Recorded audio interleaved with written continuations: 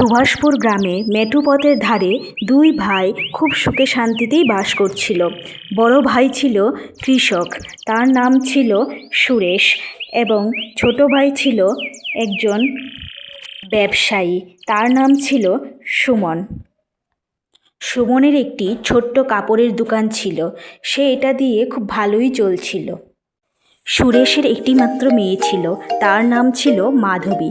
সে পাখিদের সাথে খেলা করতে এবং আপন মনে খেলা করতে খুবই পছন্দ করত। মাধবী, এই মাধবী, মা তুই কী করছিস সারাদিন? শুধু খেলা খেলা, যা বই নিয়ে এক্ষুনি পড়তে বসার তোর কোনো নামই নেই। একটু খেলি না মা, একটু পরে পড়তে বসবো। না মা, এক্ষুনি যা, এক্ষুনি পড়তে বস। মা, আমি তো সব হোমওয়ার্ক শেষ করে এসেছি। মাধবী দিদি, তুমি কি করছো? এই হলো সুমনের ছোট মেয়ে মুন্নি। আরে মা, আপনি আসুন আসুন। এই হলো লতা দেবীর ছোট ছেলে সুমন। লতা দেবীর দুই ছেলেই খুবই ভালো ছিল, খুবই ভদ্র ছিল, কিন্তু লতা দেবীর ছোট ছেলের বউ ছিল খুবই অহংকারী।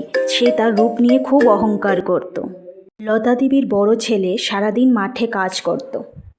আরে মা, তুমি কখন এসেছো? আমি তো জানতেই পারিনি, জানলে হয়তো একটু আগেই চলে আসতাম। এ কি মুন্নি মামুনি, তুমি কখন এলে?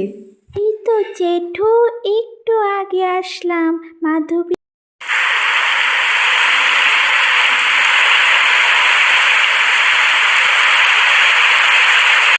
কি একটা অবস্থা বলো তো গিন্নি, এই ভর সন্ধেবেলায় রোজ ঝমঝম করে বৃষ্টি নামে। এইভাবে রোজ চলতে থাকলে তো চাষের জমিগুলিরও ক্ষতি হচ্ছে। কি আর করবে বলো? তুমি হাত ধুয়ে খেতে বসো গো, আমি ভাত বেড়ে দিচ্ছি।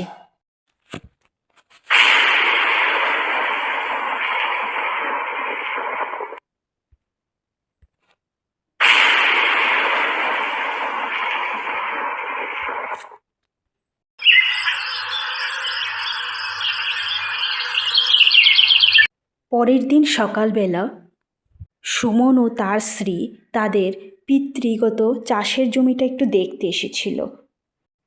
সুমনের স্ত্রী বলে উঠল, এই তো আমাদের জমি গো, আমরা এখানে কাজ করব লেবার দিয়ে। বড় ভাইজান কেন এখানে কাজ করবে? না না রিনি, এ তুমি কি বলছো? বড় ভাই এই জমিতেই কাজ করে ফসল ফলায়, সেই ফসল বিক্রি করেই ওদের সংসারটা চলে। এটা আমি করতে পারবো না। কিন্তু রিনির অতিরিক্ত জেদের কারণে সুমন বাধ্য হলো বড় ভাইয়ের কাছে এই আবদারটা নিয়ে যেতে। সুমন খুব চিন্তা করতে করতে বড় ভাইয়ের বাড়িতে গিয়ে উঠল। বুঝতে পারছিল না কিভাবে ওদেরকে বলবে সেই জমির ভাগ দিতে। এ কি ছোট দেওর, তুমি আজকে সকাল সকাল আমাদের বাড়িতে? না মানে বৌদি, ওই দাদার সাথে একটু কথা ছিল। দাদা কি বাড়িতে আছে? হ্যাঁ হ্যাঁ, বল ভাই, কি হলো? দাদা, আমি তোমাকে কিভাবে যে বলবো বুঝে উঠতে পারছি না। আসলে রিনি চাইছে ওই পশ্চিম পাড়ের জমিটা যদি তুমি আমাদের নামে করে দিতে তাহলে খুব ভালো হতো। দাদা, বুঝতেই তো পারছো, রিনি চাইছে বলে কথা। কিন্তু ভাই, তুই তো জানিস ওইটা দিয়েই আমাদের সংসারে বেশিরভাগ খরচ চলে। আমি যদি এটা তোদেরকে দিয়ে দিই তাহলে কিভাবে আমরা চলবো ভাই? দাদা, এমনিতে তো পিতৃসম্পত্তির আমি কিছুটা পাই, ওই পশ্চিম পাড়ের জমিটাই না হয় তুমি আমাদেরকে দিলে, তাতে কি ক্ষতি হলো? দেখ ভাই, ছোটবেলায় তোকে লেখাপড়া শেখানোর জন্য আমি লেখাপড়া বন্ধ করে দিয়েছিলাম। এখন আচ্ছা, আমি মার সাথে কথা বলছি।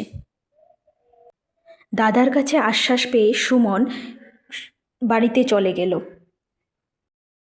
ওগো, তুমি যে বললে ওই পশ্চিম পাড়ের জমিটাই দিয়ে দেবে, তাহলে আমরা কি দিয়ে খাবো গো?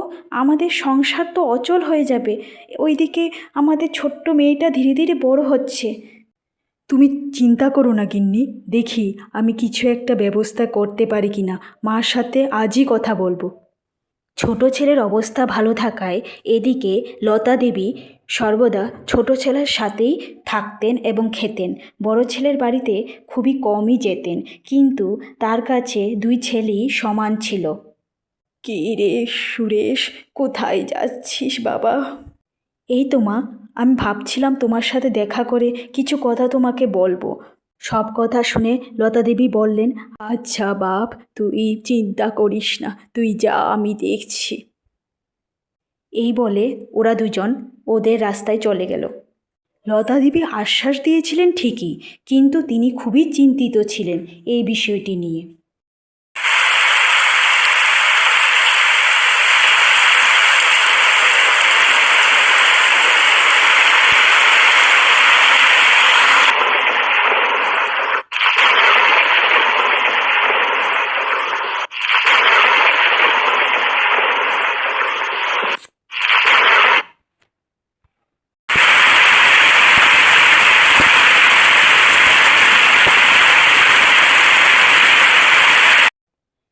জানো, আজকে মার সাথে দেখা হয়েছিল। মা বলেছে কিছু একটা করবে। মা বলেছে? তাহলে তো কিছু একটা করবে নিশ্চয়ই।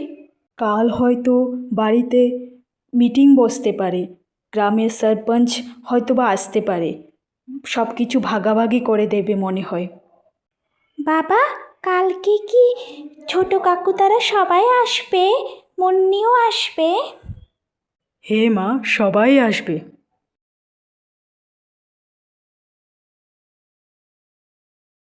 এ কি মাধবীর মা, তুমি এখানে চুপচাপ বসে আছো যে? কি করব বুঝতে পারছি না গো। মনে হচ্ছে আজ আমাদের সোনার দুই সংসার আলাদা হয়ে যাবে। এত চিন্তা করো না গিন্নি, দেখবে সব ভালোই হবে, ঠাকুর মঙ্গলই করবেন। কিছুক্ষণের মধ্যেই গ্রামের সরপঞ্চ ডেকে বড় ভাই ছোট ভাইয়ের পুরো পরিবার সুরেশের উঠানে মিলিত হলো এবং দুই ভাইয়ের সম্পত্তি সমান ভাগে ভাগ করে দিল।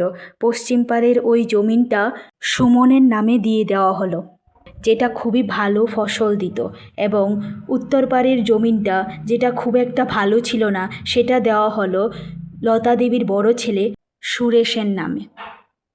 এরপর থেকে দুই পরিবার আলাদা হয়ে গেল। এখন সুরেশের জীবনে শুরু হলো অকাল দারিদ্রতা। কি রে মা, মাধবী, কিছু খাচ্ছিস না কেন মা? আজ এতটুকুই ছিল, তাই এতটুকুই করে দিয়েছি তোকে। এমন খেতে দিয়েছ কেন মা? আমার এই আলু সিদ্ধ ভাত খেতে যে প্রতিদিন ভালো লাগে না মা। দেখো, মুন্নিদের বাড়িতে কি সুন্দর মাংস ভাত রান্না হয়েছে মা। আমি কি যাব একবার? না মা, ওখানে যেতে হবে না তোকে। তোর বাবাকে বলবো তোর জন্য মাংস এনে দিতে, আমি ওইটাই রান্না করে দেব, আজ খেয়ে নে। অন্যদিকে সুমনের স্ত্রী রিনি খুবই বিলাসিতার সাথে জীবনযাপন করতে থাকলো। বৌমা, তুমি এইসব কি করছো? এইভাবে টাকা নষ্ট কেন করছো?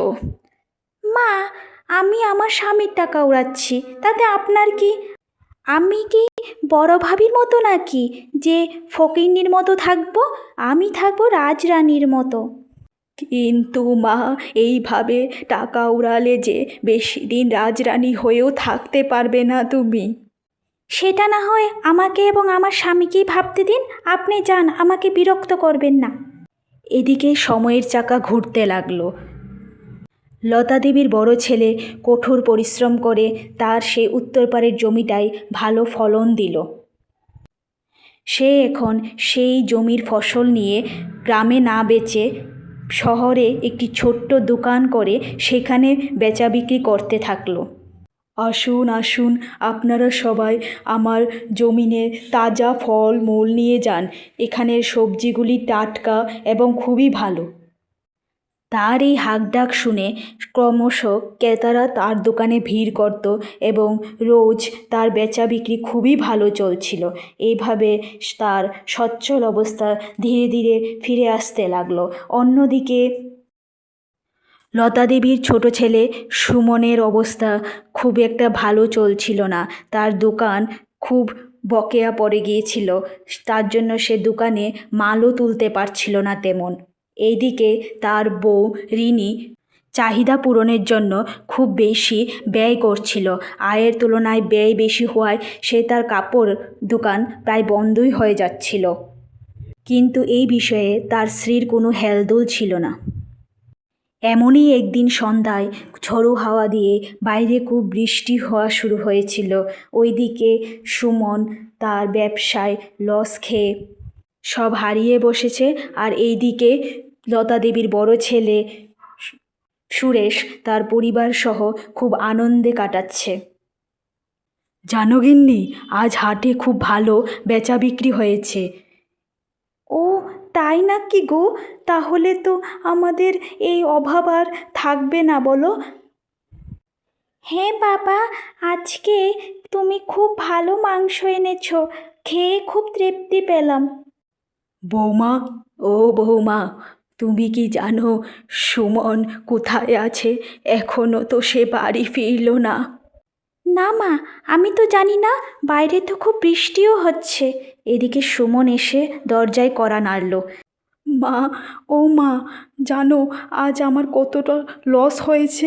আজ আমার দোকান পুরোপুরি বন্ধ হয়ে গেছে মা। কাপড়ের দোকান আর রইল না আমার। কী বলছিস বাবা? কেন এমনটা হলো? আমি বলেছিলাম বৌমাকে এত খরচ না করতে। তুমি চিন্তা করো না গো, আমি আমি অন্যায় করেছি, আমার জন্যই আজকে আমাদের এমন অবস্থা। আমি বড় ভাই ভাবিকে তাদের অধিকার থেকে বঞ্চিত করেছি। পশ্চিম পাড়ের জমি নিয়ে উত্তর পাড়ের ঢালু জমিটা ওদেরকে দিয়েছি। আমি কালকে গিয়ে বড় ভাবির কাছে ক্ষমা চাইব, তুমি কোনো চিন্তা করো না। পরের দিন সকালবেলা রিনি ছুটে ছুটে এলো মাধবীর মায়ের কাছে। ভাবি, আমি আমি ভুল করেছি। আমি তোমাদের অধিকার থেকে তোমাদের বঞ্চিত করেছি হিংসায়। তুমি আমাকে ক্ষমা করে দাও। আজ আমরা পুরোপুরি নিঃস্ব হয়ে গেছি। এ কি ছোট বোন, তুমি আমাদের বাড়িতে? কি হয়েছে? ভাবি, তোমার দেওরের সেই কাপড়ের দোকানটা বকেয়া পড়ে পড়ে পুরো বন্ধ হয়ে গেছে, যে এখন আমাদের ঘরে ফুটো করিও নেই। এই বলে রিনি কাঁদতে কাঁদতে মাধবীর মায়ের কাছে ক্ষমা চাইতে লাগলো। মাধবীও এসে জিজ্ঞেস করতে লাগলো, কি হয়েছে কাকি, তুমি আমাদের বাড়িতে? এইভাবে রিনি তার ভুল বুঝতে পারল এবং তার সেই অহংকার ভঙ্গ হলো, এবং তারা দুই পরিবার আবার সুখে শান্তিতে মিলেমিশে থাকতে লাগলো।